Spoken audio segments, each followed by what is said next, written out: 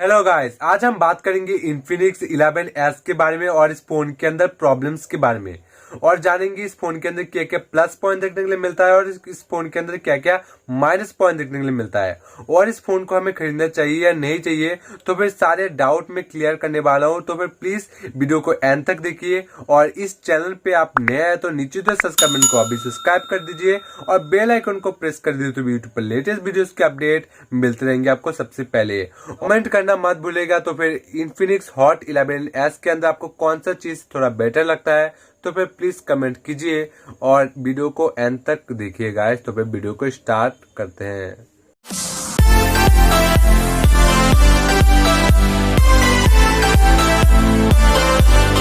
इस फोन का डिज़ाइन के बारे में बात करो तो नो डाउट इस फोन का डिज़ाइन हमें काफ़ी अच्छा देखने के लिए मिलता है और बाकी फ़ोन से भी काफ़ी अच्छा डिज़ाइन देखने के लिए मिलता है, लेकिन इसका एक प्लास्टिक डिज़ाइन है जो मुझे थोड़ा सा माइनस पॉइंट लगता है।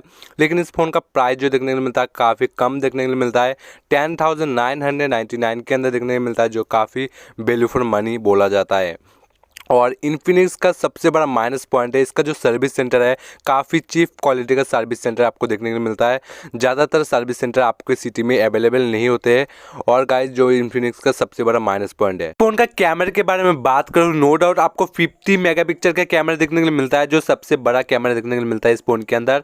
लेकिन इस फोन का जो वाइड एंगल कैमरा मिलता है थोड़ा सा चीप क्वालिटी का वाइड एंगल देखने के लिए मिलता है इस फोन के अंदर, 2 MP का मिलता है। और इसका जो AI लेंस है कौन सा यूज़ किया गया है वो इन्फिनिक्स को नहीं पता है।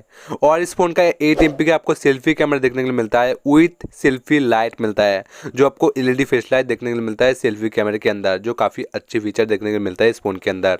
इस फोन का गाइस 6.78 मतलब 6.8 इंच का आप बोल सकते हो। इसका डिस्प्ले काफ़ी बड़ा है, नो डाउट इन्फिनिक्स के फ़ोन्स के अंदर काफ़ी बड़ा डिस्प्ले देखने को मिलता है। इसके साथ आपको फुल HD प्लस डिस्प्ले देखने के लिए मिल रहा है इस फ़ोन के अंदर, जो काफ़ी बड़ा है गाइस, और हाई रेजोल्यूशन इसके अंदर वीडियोस आप देख सकते हो।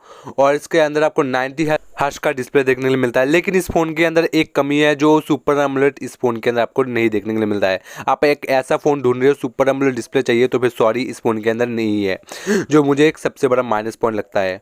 और गाइस ओवरऑल गाइस इस फ़ोन के अंदर आपको सुपर एमोलेड नहीं है, तो फिर इस फ़ोन के अंदर आपको जो बैक कैमरे के अंदर आपको फिंगरप्रिंट देखने के लिए मिलता है और आपको इसके अंदर फेस अनलॉक देखने के लिए मिलता है, जो आजकल सभी फ़ोन के अंदर मिलता है। और गाइस इस फ़ोन के अंदर जो प्रोसेसर के बारे में बात करूँ, मेन पॉइंट है जो इसके अंदर मीडियाटेक का hello G88 core processor use किया गया है, काफ़ी अच्छा है। थोड़ा सा हाई डेफिनेशन वाला गेम खेल सकते हो, लेकिन थोड़ा सा आप ज़्यादा गेमिंग करने लगोगे तो फिर ये जो प्रोसेसर है गाइस हीट करना स्टार्ट कर देता है, जो इस प्रोसेसर का काफ़ी माइनस पॉइंट मुझे लगता है। डे टू डे लाइफ में इस फ़ोन के अंदर कोई भी आपको लिक्विड कूलिंग टेक्नोलॉजी वगैरह कुछ भी नहीं मिलता है। और एक 4G फ़ोन है, जो सबसे बड़ा माइनस पॉइंट है। 2000 एक्स्ट्रा खर्च करके आपको 5G फ़ोन लेना चाहिए, क्योंकि आपको बार बार फ़ोन खरीदने से अच्छा तो गाइस आपको एक 5G फ़ोन ले लेना चाहिए, क्योंकि 5G का जो प्लान्स वगैरह बहुत ही अच्छा है, स्पीड भी काफ़ी अच्छे होते हैं और गेमिंग वगैरह में इसका 5G का जो प्रोसेसर है काफ़ी हाईएस्ट प्रोसेसर होता है, इसलिए आपको ज़्यादातर आप गेमिंग वगैरह करने पर हीट नहीं करता है। और इस फ़ोन के अंदर और एक फीचर देखने को मिलता है, इसका आपको डुअल DTH मिलता है, जो काफ़ी अच्छा है गाइस। और इस फ़ोन का अंदर आपको 18 वाट का फास्ट चार्जर देखने को मिलता है विथ Type-C। हाँ गाइस इस फोन के अंदर आपको Type-C पोर्ट देखने को मिलता है, जो आपको डाटा ट्रांसफर में काफ़ी देखने के लिए मिलता है। उसका चार्जिंग स्पीड भी काफ़ी एवरेज है और इसके अंदर आपको 5000 mAh का बैटरी देखने को मिलता है। नो डाउट बैटरी आप एवरेज सा बता सकते हो। इस फ़ोन का गाइस ओवरऑल ये जो फ़ोन देखा जाए काफ़ी अच्छा फ़ोन इसके प्राइस के हिसाब से जस्टिफाई करता है। इस फ़ोन के अंदर जो और एक प्रॉब्लम देखने के लिए मिलता है गाइस, ये जो फ़ोन है गाइस इसके अंदर आपको दो सेंसर मिसिंग है, एक है आयर ब्लास्टर, एक है नोटिफिकेशन लाइट, इस फ़ोन के अंदर जो मिसिंग है।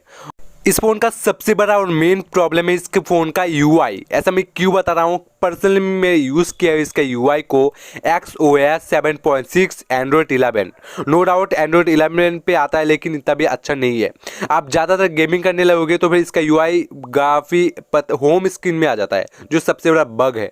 और गाइस इसका जो UI है काफ़ी चाइनीज़ UI है, इसके लिए मुझे सिक्योरिटी बेस्ड मुझे इतना भी अच्छा नहीं लगता है। और आप कभी भी गेम खेलने स्टार्ट कर देते हो, अचानक आपको होम स्क्रीन में लगा देता है, गेम अचानक कट जाता है, जो इसका सबसे बड़ा बग है इस UI के अंदर।